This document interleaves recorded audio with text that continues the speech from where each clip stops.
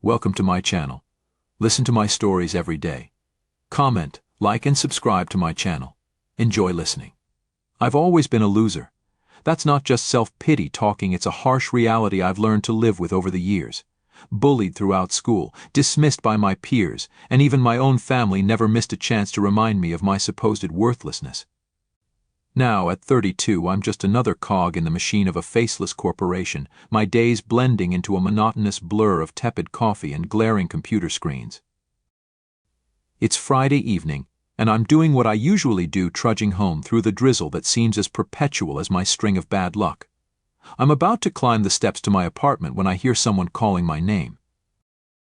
"Hey, Jamie," a feminine voice chirps from behind me. I turn around to find not one, but two grinning faces. Stacy and Lizzie, twins from my office known for their vibrant energy and the sort of easy beauty that feels like a slap in the face to my mundane existence. "Hi," I stammer, unsure why they would stop me. People usually don't. Not unless they need something scanned or emailed, that is. "We have a crazy idea," Lizzie starts, her eyes twinkling with mischief as she glances at Stacy. "Yes," Stacy jumps in, looping her arm through Lizzie's. "How about you hang out with us tonight? We've got a bottle of wine waiting to be uncorked and honestly, could use some company." Their invitation hangs in the air, thick with implication. Suspicion niggles at the back of my mind. This isn't normal, not for me. But then, what do I have to lose? It's not like my evenings offer much excitement otherwise. Sure, I hear myself say, a part of me wondering if I'll regret this. Their smiles widen, and somehow I'm swept up in the novelty of it all, following them to my own apartment because, as it turns out, they live just a block away and insist mine is cozier for drinks. As we settle in, the wine flows freely, and their laughter fills my usually silent apartment. It's disarming, and for a fleeting moment I allow myself to enjoy the warmth of their company, the way they seem genuinely interested in my thoughts, my life, my everything. "So," Jamie, Stacy says, topping off my glass yet again, her hand briefly squeezing mine. "Tell us everything. What's it like being the mysterious man in office 204? Her tone is playful, but my heart skips a beat. Sharing isn't something I do ever. Yet, tonight, encouraged by the wine and their seemingly genuine interest, I find myself opening up about my dreams, the ones I tucked away along with all the painful memories of my past. As the night deepens, the room begins to spin slightly, their figures blurring around the edges. "You guys really know how to make a guy feel special," I slur, the room tilting a bit too much. "Just relax," Lizzie whispers, her face close to mine, a strange, syrupy smile spreading over her lips. The last thing I remember before darkness claims me is the sound of their laughter, mingling eerily with the clink of glass. When morning light cruelly drags me back to consciousness, my head throbs painfully, and the apartment is too quiet, too empty. As the fog in my mind clears, the devastating truth sets in. My laptop gone. My wallet gone. Even the cheap old watch my grandfather left me gone. They played me, used me, and like a fool I fell for it, because for one pathetic evening I believed I was worth something. Fury replaces humiliation, a burning, seething rage that propels me out of bed.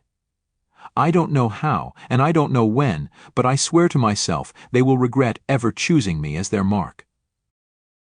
I sit on the edge of my bed, my fists clenched so tightly my knuckles turn white. The sheer audacity of it all stings more than the hangover. Stacy and Lizzie have taken everything, not just my possessions, but my dignity. And I can't let them get away with it. I get up and splash some cold water on my face, trying to wash away the remnants of last night. As the water drips from my chin, I catch my reflection in the mirror. I look like a wreck, but there's a spark in my eyes that hasn't been there in years.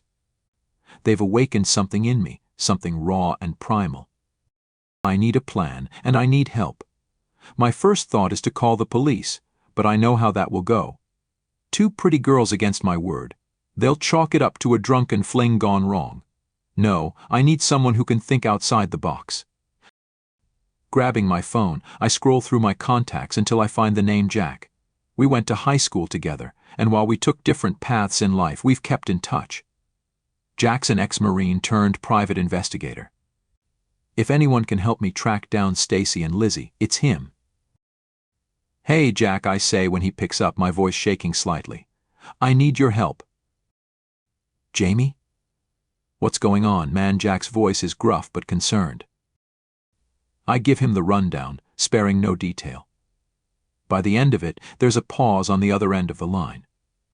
"Sounds like you've been through the ringer.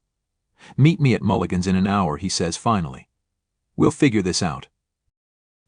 Mulligan's is a dimly lit bar on the edge of town, a place where Jack and I have shared more than a few beers over the years. When I arrive, he's already there, nursing a pint. Jack's a big guy, his presence commanding attention even in a crowded room.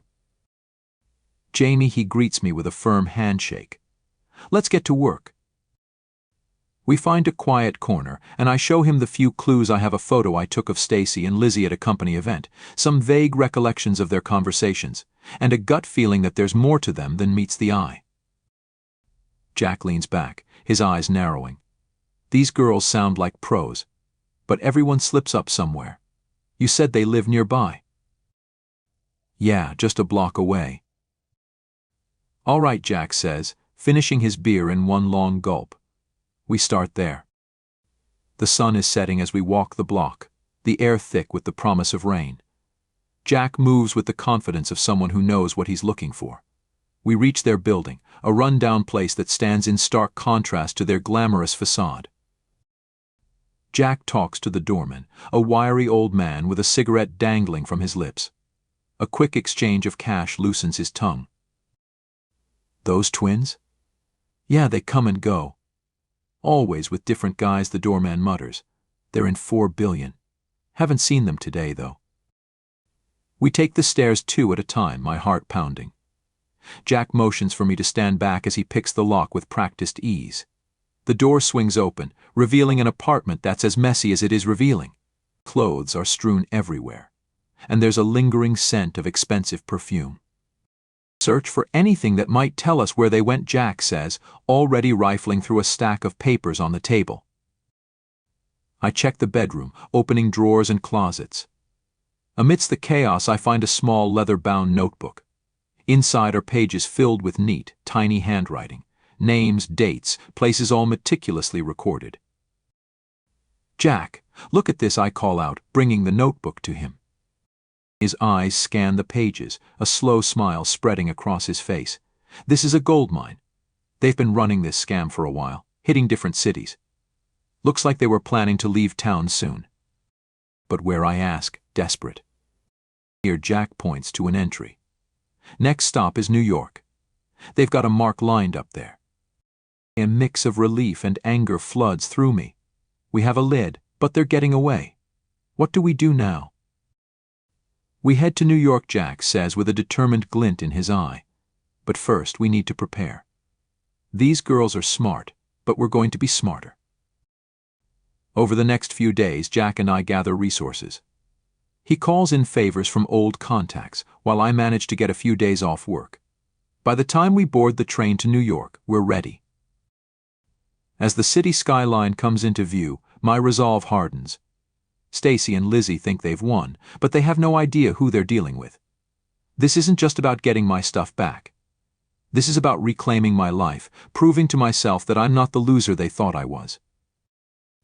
Jack and I arrive at our small, nondescript motel in the city, and as we unpack, he looks at me, his expression serious. "Jamie, this won't be easy. These girls are dangerous. Are you sure you're ready for this?" I meet his gaze, feeling a newfound strength. I've never been more ready. The hunt is on. New York City pulses with energy, its streets teeming with people who all seem to have somewhere important to be. Jack and I arrive at the Penn Station, and the moment we step out into the concrete jungle, I feel both overwhelmed and invigorated. This city is a far cry from the dull routines back home. Our first stop is a diner near the motel where we plan our next move over greasy burgers and fries. Jack spreads the notebook out on the table, flipping to the most recent entries. According to this, they're targeting a guy named Richard Connolly. Rich, middle-aged, recently divorced. Lives in a penthouse on the Upper East Side. I take a deep breath, trying to quell the mix of excitement and anxiety churning in my stomach. How do we find him? Jack pulls out his phone and does a quick search. Connolly's a big shot in the finance world. He's got an office downtown. That's our starting point.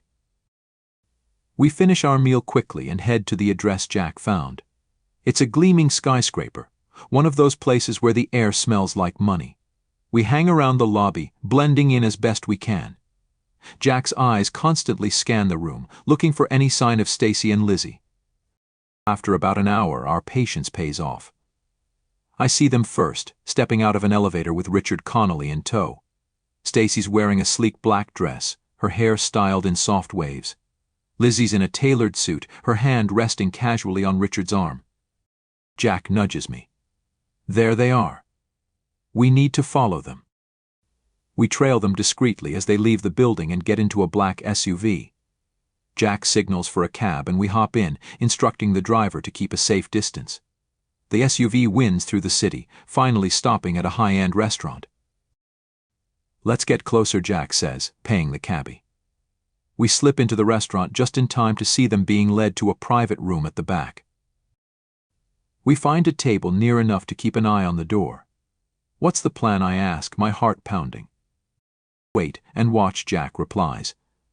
They'll make a move soon enough. When they do, we'll be ready. Minutes stretch into what feels like hours as we sit there, pretending to enjoy overpriced drinks. Finally, the door opens and Stacy steps out, heading toward the ladies' room. Jack taps my arm. Go talk to her. Get her to slip up. I swallow hard, feeling the weight of the moment. I stand and follow her, waiting until she's alone at the sink, touching up her makeup. Stacy, I say, trying to keep my voice steady. She freezes, her eyes locking onto mine in the mirror. For a split second, there's a flicker of surprise before she masks it with a smile. Jamie. What a surprise. What are you doing here? Looking for you, I reply, stepping closer. And Lizzie. Her smile tightens. I don't know what you're talking about. Cut the crap, Stacy. You stole from me. I want my stuff back. She turns to face me fully, her expression hardening. You need to leave, Jamie. Now. Not until I get what's mine. She glances around, making sure we're still alone. Fine. Meet us at the park across the street in an hour. We'll talk there. I nod, backing out of the restroom. When I return to the table, I relay the plan to Jack. This could be a trap, he warns. I know, I say. But we don't have any other choice. We leave the restaurant and head to the park, finding a secluded bench where we can see without being seen. The minutes tick by slowly, each one filled with tension. Finally, I see them approaching, their expressions unreadable.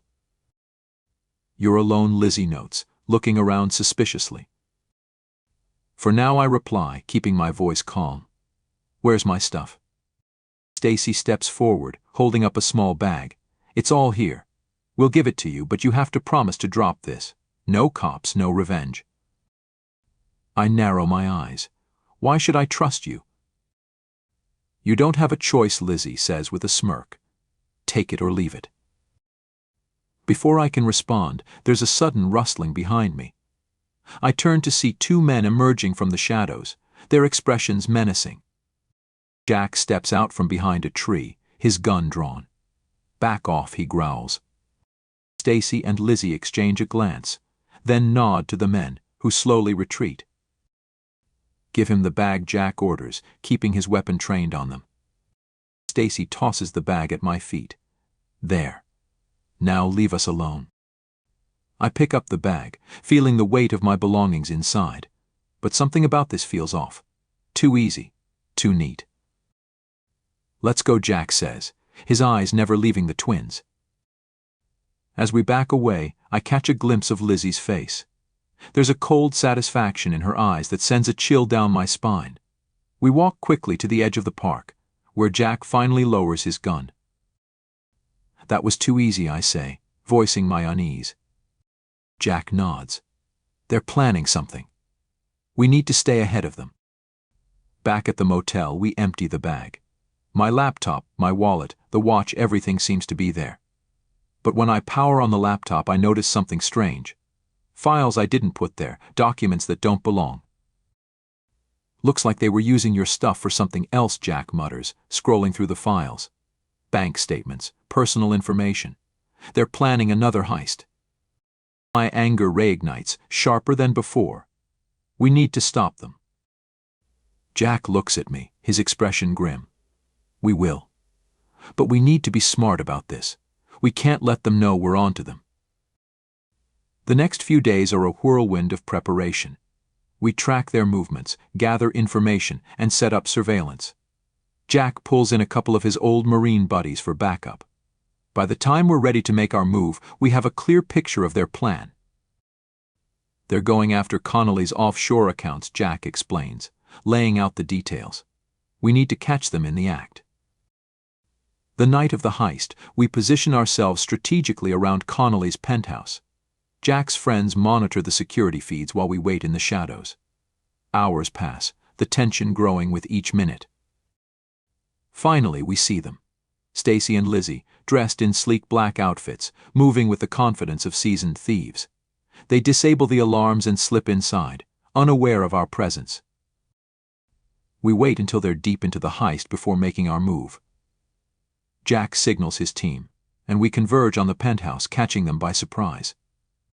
Hands up, Jack commands, his voice echoing through the room. Stacy and Lizzie freeze, their eyes wide with shock. Jamie, Stacy says, her voice trembling. You don't understand.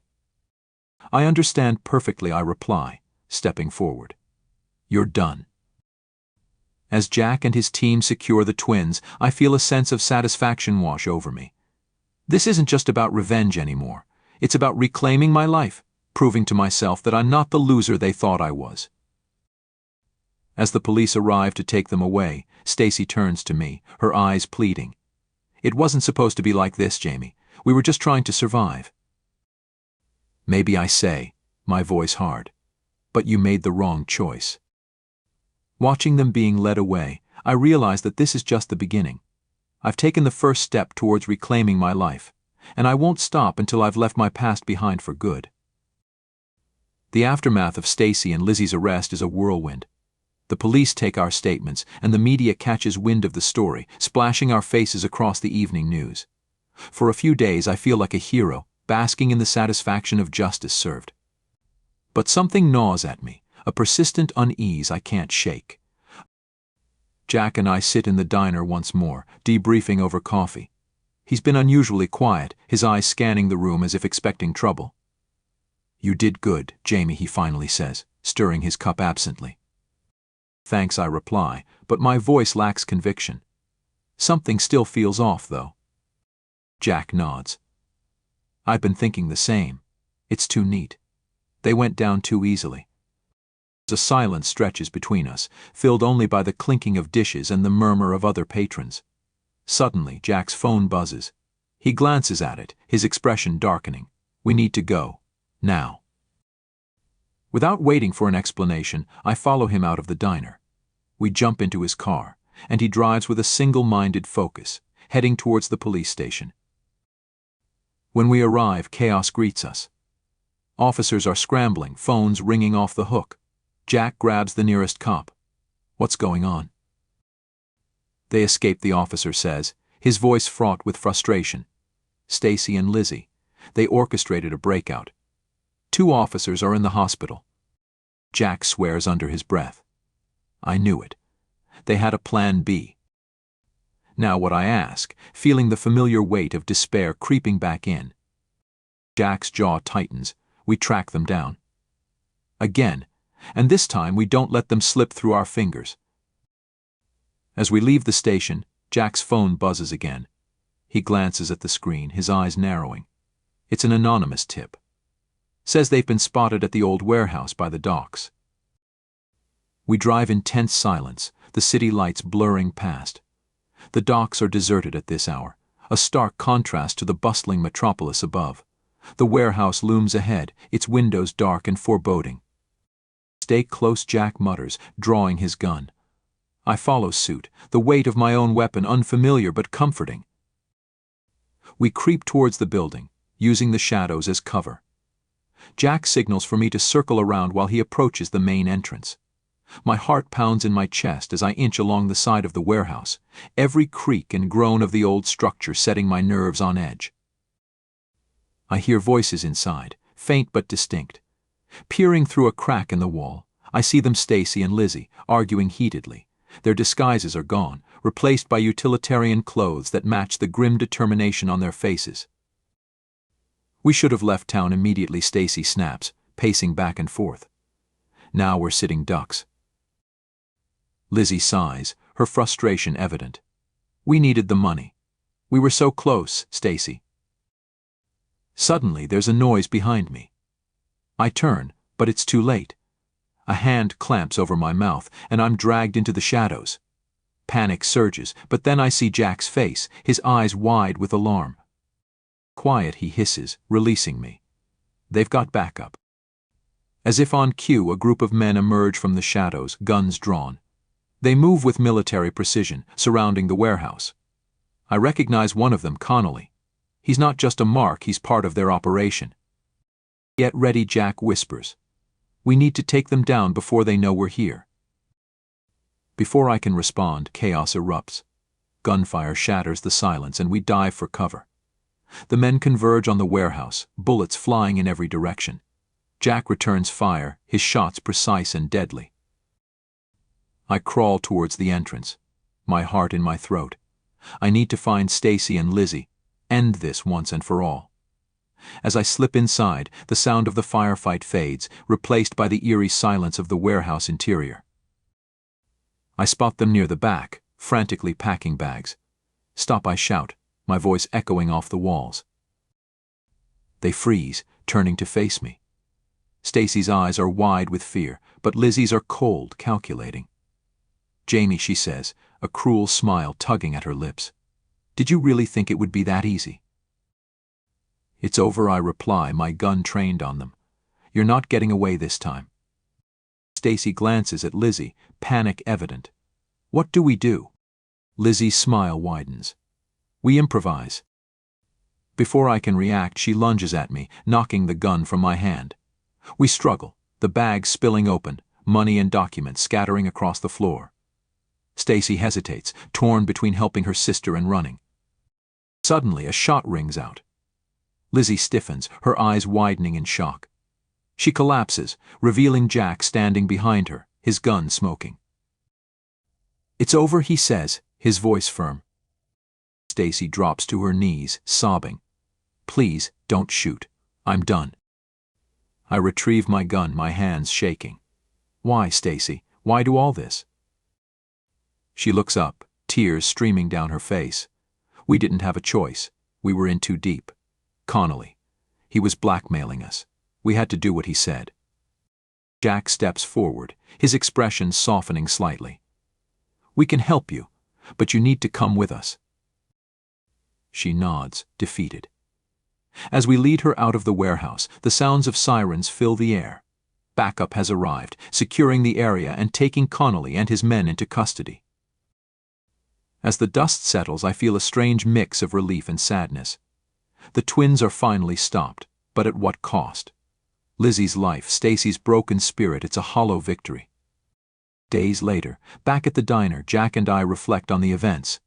You did good, Jamie, he says, his tone sincere. You stopped them. But at what cost, I ask, staring into my coffee. Lizzie's dead, and Stacy's life is ruined. Jack places a hand on my shoulder. Sometimes, doing the right thing comes with a price. But you saved others from falling into their trap. That counts for something. As I leave the diner, I realize that my journey isn't over. There's still a lot to process, but for the first time in a long while, I feel a sense of purpose. I'm not the loser I once thought I was. I've faced my demons and come out stronger. And as I walk through the bustling streets of New York, I know that whatever comes next, I'm ready for it.